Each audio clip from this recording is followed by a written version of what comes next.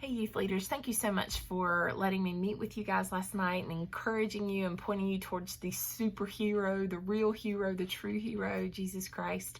I hope that he will work in your lives and your hearts as you work in the hearts of the teens as well. Make room for Jesus in their lives and point them towards his will and way. Remember last night we were talking and I said that I like happy endings. But please know, I understand that the journey is never easy for anyone. Life is very hard, and sometimes it's harder than others.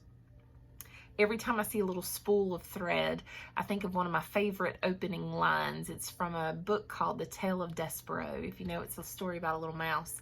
And this is what the author, her name is Kate, says. She says, this story is not a pretty one. There is violence in it and cruelty, but stories that are not pretty have a certain value too, I suppose. Everything, as you well know, having lived in a world long enough to have figured out a thing or two yourself, cannot always be sweetness and light. And she continues on signing her name, and she says, The Tale of Despereaux, being the story of a mouse, a princess, some soup, and a spool of thread.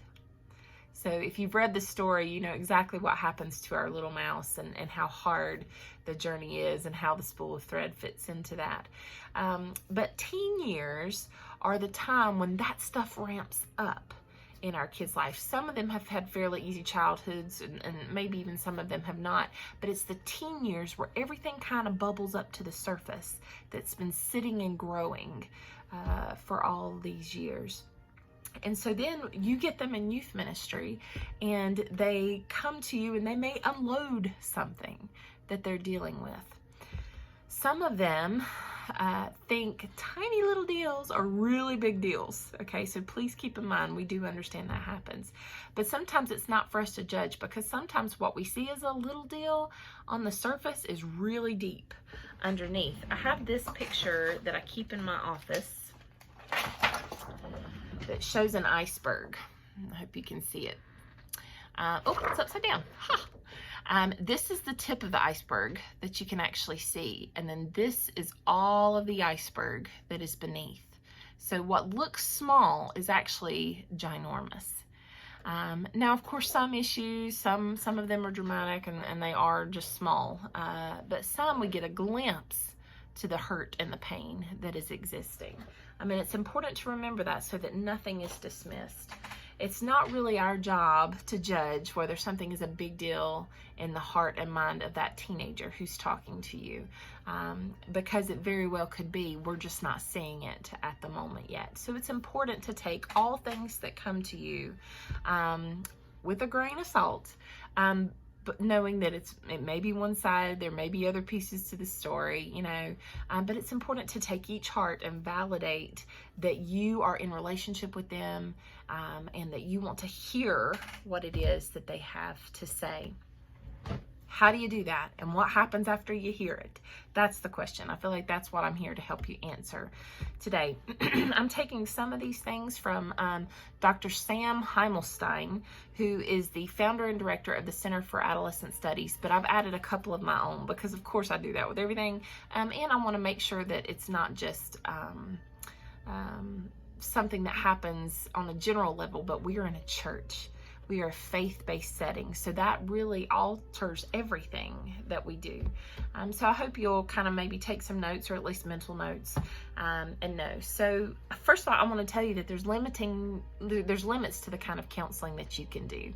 There's limits to the kind of counseling I can do, or even Pastor Steve, and we often have to refer someone to professional counseling. They may start in our office, but they move up to some type of professional counseling, because we are not trained professionals. We're trained in experience, and there's some things that we can definitely help people work through, and we've been trained in school to some extent, but some things just need more help. So that's what we all need to recognize, is that some things need more help than what we can give.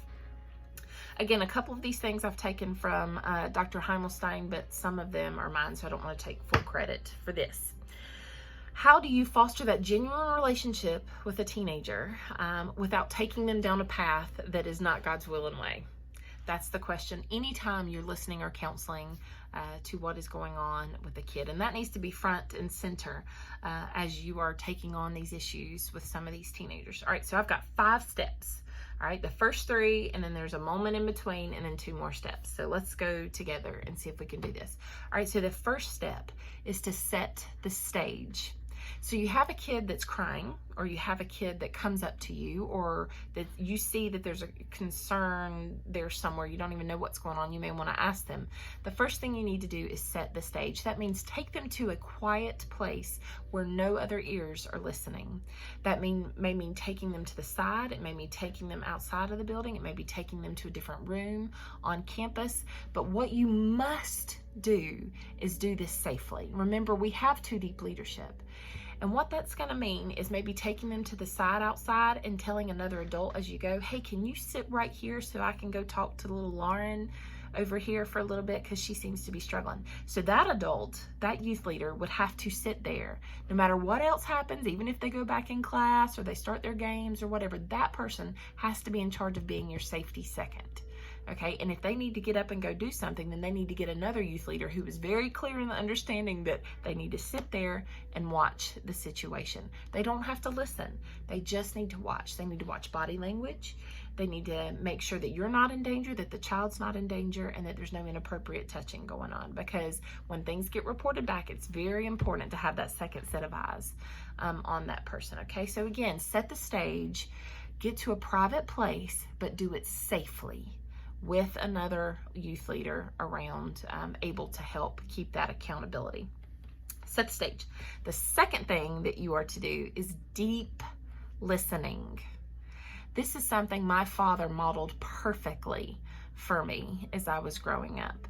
Anytime I was having an issue or a cause for concern, my father would turn his body towards me. Okay, no matter what was going on, he turned his body towards me. He would always make eye contact with me. I didn't like a lot of eye contact when I was a teenager. I don't know about you, but every time I would glance up, his brown eyes were staring right into mine. And so I knew he was listening. He was not paying attention to my brother making crazy noises over in the other room or, watching the TV. He was listening to me. He was deep listening to me. Don't look at your watch. Don't look at your cell phone. Absolutely resist the temptation and put those things to the side. And that is actually something in 2020 you're going to have to practice, because we are not used to deep listening in that way. But the second I'm sharing something with someone and they're looking at their watch or their phone dings and they pick it up to look at it, I know I am not their priority anymore. I encourage you to practice those things with your own family. You will see growth in your family as your listening skills develop.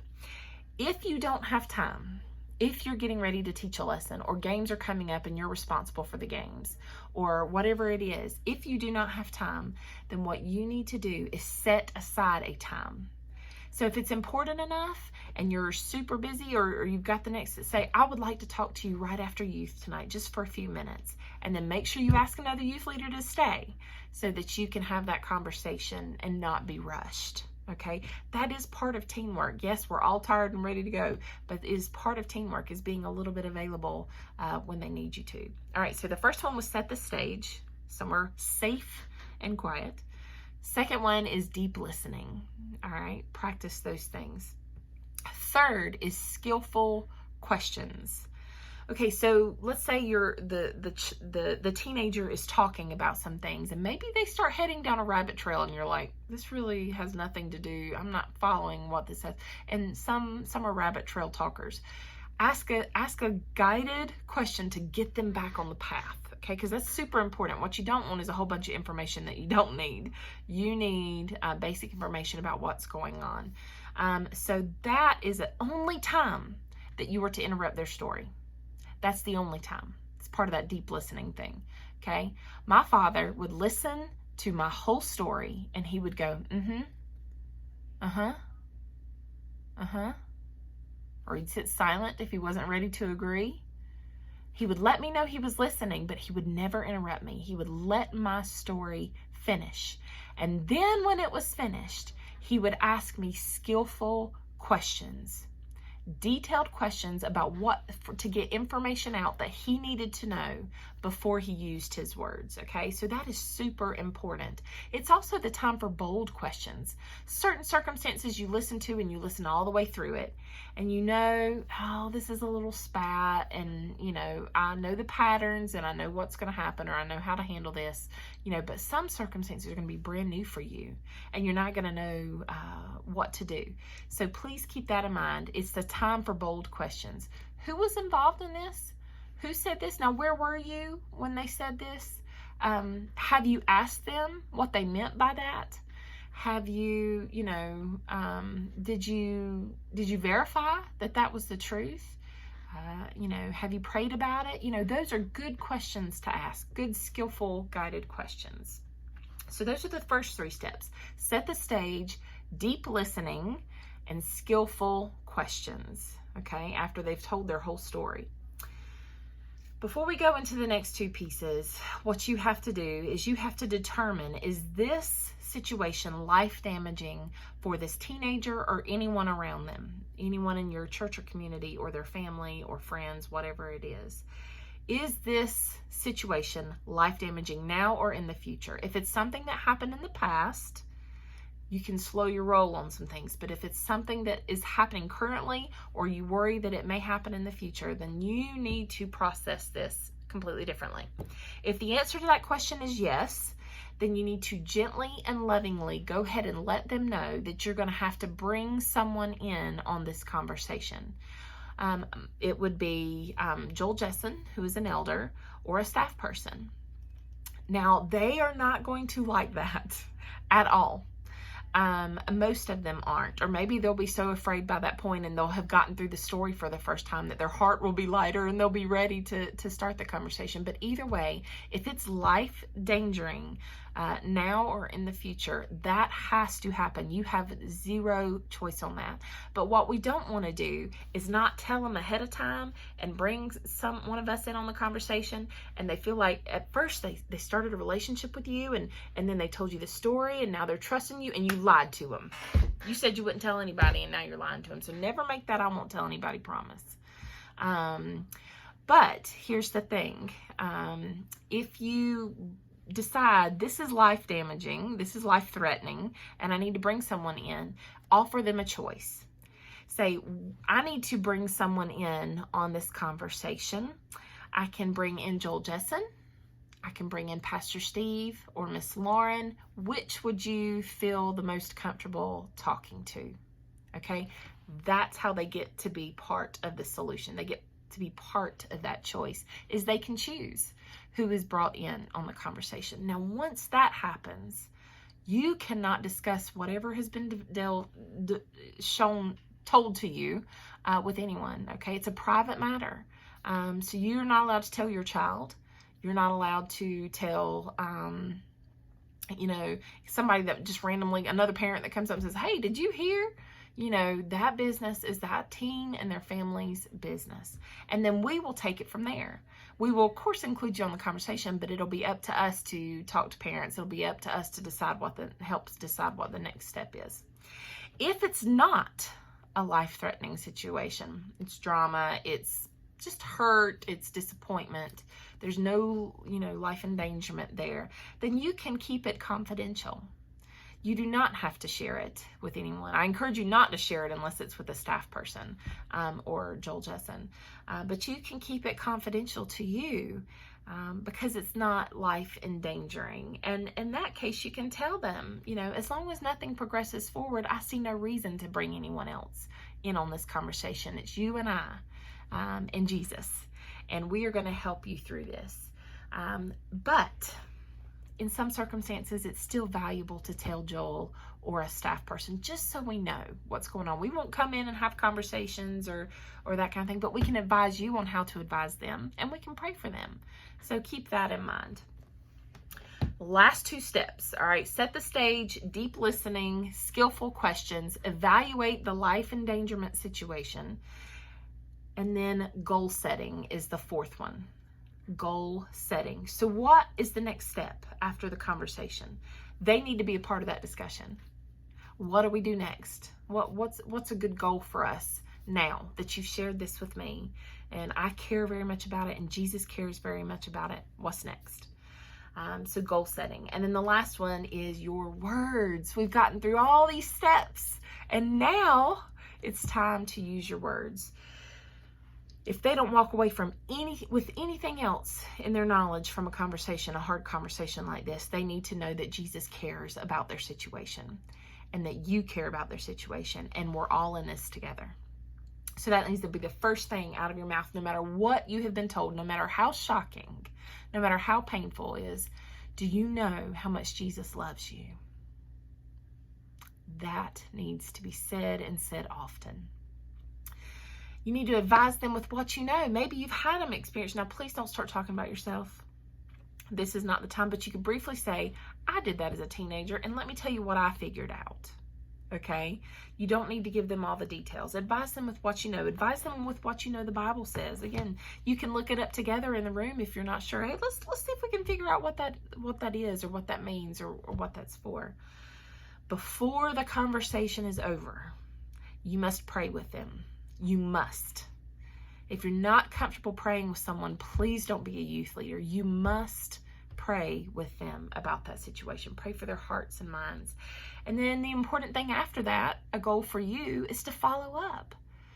If they've told you that they're dealing with this or this anxiety or this worry or whatever, the very next youth leading, maybe even the very next day, give them a call. Hey, how'd that go? I've been thinking and praying about you today. Follow up. Don't drop the situation. Every time, follow up.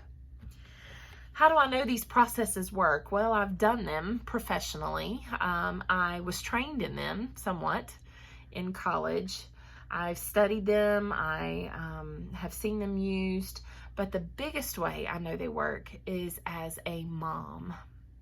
Back in 2013, when Corey left our family, it left a lot of heartache and pain. And while I'm a trained professional, there was things that I had never encountered before, especially when trying to deal with my own heartache and pain. And I was watching my children very carefully, very carefully. Olivia went on an outing with the youth group. They went to see a movie. And I had been given a gift certificate by some kind person to get a pedicure for my toenail. Now, I don't do that. I don't spend money on those things, but I've been given that gift. And I thought, this is the time to use it, because Olivia's occupied, and I don't remember where Jake was for the day, but all I had was little Ashley, and it was a good time to go get my nails done. So I was sitting in a chair just finishing up. The polish was going on my nails, and my phone rings. And it's Pastor Scott. And he says, Lauren, I need you to, do you have time to come to the church to pick up Olivia so we can have a conversation? And I said, well, yeah, but she was supposed to ride home with somebody. I don't even remember who it was. And he said, yeah, but I really need you to come and have a conversation with me. And I said, oh, okay, well, I'll be there as quick as I can. And I hung up the phone, and I knew she hadn't done anything wrong at the event because she just wasn't a bad kid. So I really could not figure out what it was he wanted to talk to me about. And I go in, and Scott's there, and Lori, she was his safety second. Lori Hamrick was there, and Olivia was in the room, and she was very nervous looking. And so then immediately my stomach dropped because I thought maybe she did do something awful. What could she have done on this youth outing? And so I sit down, a woman full of pain myself and confusion, and Pastor Scott smiles at me, and he said, the first thing you need to know is that it's going to be okay. That it's going to be okay. He said, but Olivia has shared something with Lori that we feel like you need to know. And I said, okay. And I looked at Olivia's blue eyes, and she was so nervous, and she had tears in her eyes, and she was wearing a hoodie, and she took the hoodie sleeve and she pulled it down, and she had sliced her arm. She had been self-mutilating through her pain, and I did not even know it. It did not occur to me that wearing a hoodie in the summertime, there's probably a reason for that. And I looked up and I said, how could this happen? What is going on? I can't believe this. You know, when did you do this? And Scott looked at me and he said, details are important, but right now what matters is that Olivia understands that Jesus loves her very, very much and cares about her pain, and that we're going to work through this together. what happened was she had been at the movie and it had moved her heart, and the Holy Spirit had spoken to her through that event, which he does. Also important to have events, not just regular meetings. And on the bus ride home, she had sat with Lori Hamrick, and they had just been chatting. And then suddenly Olivia said, I need to tell you something. And she pulled up her sleeve and showed Lori what she had done. Lori immediately knew that she needed to pull Pastor Scott onto this because it was pretty crucial. And so she did.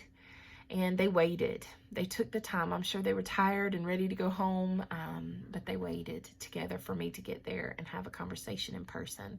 And it wasn't a hopeless conversation. It was a hopeful conversation and a loving conversation. It shook me to my core. And we had to get her in counseling at that point.